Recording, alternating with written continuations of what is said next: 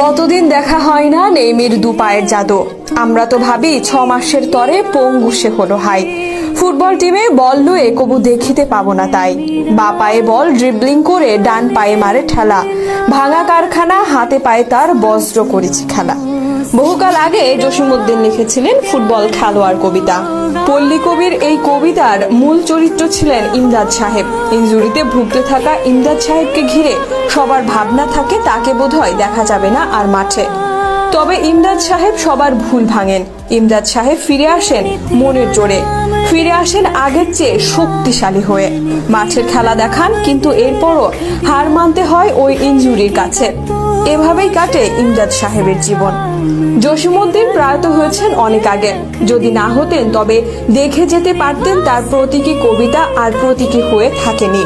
বহু ক্রোশ দূরে সুদূর ব্রাজিলের একজন ইমদাদ সাহেবকে ধারণ করেছেন। ইমদাদ সাহেবের মতোই তিনি ইনজুরিতে পড়েন।